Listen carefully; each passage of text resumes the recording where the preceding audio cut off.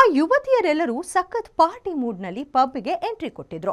ಆದ್ರೆ ಕೂಲ್ ಆಗಿದ್ದ ಆ ಪಬ್ ರಣರಂಗವಾಗಿತ್ತು. ಅಷ್ಟಕ್ಕೂ ಅಲ್ಲಿ ನಡೆದಿದ್ದಾದ್ರೂ ಏನು ಗೊತ್ತಾ? ಈ ಸ್ಟೋರಿ ನೋಡಿ. ಕುಡಿದ ಮತ್ತಿನಲ್ಲಿ ಪುಡಿ ರೌಡಿಗಳ ಅಟ್ಟಹಾಸ. ಕನ್ನಡ ಪರ ಸಂಘಟನೆ ಹೆಸರೇಳಿ ಯುವತಿಗೆ ಕಿರುಕುಳ.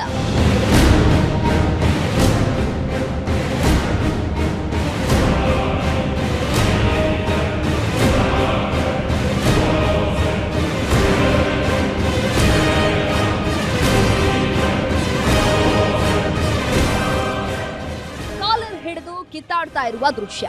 ನಿನ್ನ ನೋಡ್ಕೊಳ್ತೀನಿ ಹೊರಗ್ ಬಾ ಅಂತಿರುವ ದಾಂಡಿಗರು, ಆತಂಕದಲ್ಲಿ ರಸ್ತೆ ಮಧ್ಯೆ ನಿಂತಿರುವ ಗುಂಪು. ಈ ಎಲ್ಲಾ ದೃಶ್ಯಗಳು ನೋಡಿದ್ರೆ ಇಲ್ಲಿ ಏನೋ ದೊಡ್ಡ ಘಟನೆ ನಡೆದಿದೆ ಅಂತ ಖಂಡಿತ ಗೊತ್ತಾಗುತ್ತೆ. ಎಸ್, ಈ ಫೋಟೋದಲ್ಲಿರೋ ಈ ವ್ಯಕ್ತಿಯ ಹೆಸರು ಉಮೇಶ್. ಈತ ಮಾಜಿ ಸಚಿವರ ಶಿಷ್ಯ ಅಂತ ಹೇಳಲಾಗ್ತಾ ಇದೆ.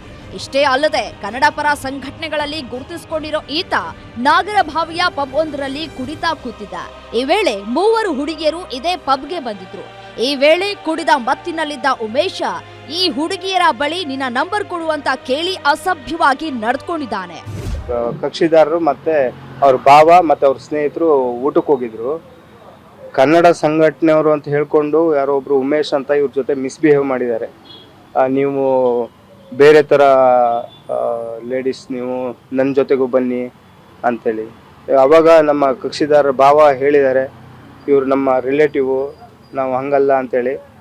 ಆವಾಗ ಅವರು ನಮ್ಮ ಕಕ್ಷಿದಾರ ಭಾವನೆಗೆ ಹೊಡೆದಿದ್ದು ಅಲ್ಲದೆ ಲೇಡೀಸನ್ನು ಒತ್ತಾಯಪೂರ್ವಕವಾಗಿ ಕಾರಿಗೆ ಹಾಕೊಳ್ಳೋದಕ್ಕೆ ಟ್ರೈ ಮಾಡಿದ್ದಾರೆ, ಕಾರಿಗೆ ಎಳ್ಕೊಂಡು ಹೋಗಿ ಟ್ರೈ ಮಾಡಿದ್ದಾರೆ. ಮತ್ತು ಅವ್ರ ಜೊತೆಗೆ ದೈಹಿಕವಾಗಿ ಪ್ರೈವೇಟ್ ಇದನ್ನೆಲ್ಲ ಅವರು ಫಿಸಿಕಲಿ ಅಬ್ಯೂಸ್ ಮಾಡಿದ್ದಾರೆ. ಅದ್ರ ಬಗ್ಗೆ ಕಂಪ್ಲೇಂಟ್ ಕೊಟ್ಟಿದ್ದಾರೆ ಸರ್. ಇನ್ನು ಪಾರ್ಟಿ ಮುಗಿಸಿ ಹೊರಡ್ತಾ ಇದ್ದ ವೇಳೆ ಕ್ಯಾಬ್ ಹತ್ತೋದಕ್ಕೆ ಅಂತ ಯುವತಿಯರು ಬಂದಿದ್ದಾರೆ. ಆಗ ತಕ್ಷಣ ಈ ಉಮೇಶ್ ಸಹ ಹಿಂಬಾಲಿಸ್ಕೊಂಡು ಬಂದು ನೀವೆಲ್ಲ ಎಂತಹ ಹುಡುಗಿರು ಅಂತ ಗೊತ್ತಿದೆ ಅಂತ ಅಸಭ್ಯವಾಗಿ ಮಾತನಾಡಿದ್ದಾನೆ. ಇಷ್ಟೇ ಅಲ್ಲದೆ ಕ್ಯಾಬ್ ಹತ್ತು ಬಾ ಅಂತ ಆ ಹುಡುಗಿ ಕೈ ಹಿಡಿದು ಎಳೆದಾಡಿದ್ದಾನೆ. ಈ ಸಂದರ್ಭದಲ್ಲಿ ಉಮೇಶನಿಗೂ ಮತ್ತು ಯುವತಿಯರ ನಡುವೆ ಮಾತಿಗೆ ಮಾತು ಬೆಳೆದಿದೆ. ಉಮೇಶ್ ಮತ್ತು ಇವರು ಸ್ನೇಹಿತರನ್ನ ಬೇರೆ ಕಡೆಗೆ ನೀವು ಶಿಫ್ಟ್ ಮಾಡಿ ಅಂತೇಳಿ ಟೇಬಲ್ ಶಿಫ್ಟ್ ಮಾಡಿದ್ದಾರೆ. ಇವ್ರು ಯಾವಾಗ ಊಟ ಮಾಡಿಕೊಂಡು ಲಿಫ್ಟಲ್ಲಿ ಕೆಳಗೆ ಬಂದಿದ್ದಾರೋ, ಲಿಫ್ಟ್ ಬೇಸ್ಮೆಂಟಲ್ಲಿ ಹೋಗಿ ಓಪನ್ ಆಗಿದೆ.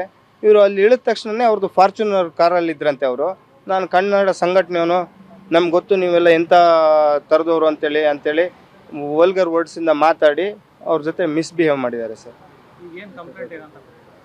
ಈಗ ಅದೇ ಇನ್ ಬಿಟ್ವೀನ್ ಹೋಟೆಲ್ ಸಿಬ್ಬಂದಿಯವರ ಇದು ಇಂಟರ್ವೆನ್ಷನ್ ಇಲ್ಲ ಅಂದಿದ್ರೆ ಇದು ಏನಾಗ್ತಿತ್ತು ಹೇಳಕ್ ಬರೋದಿಲ್ಲ.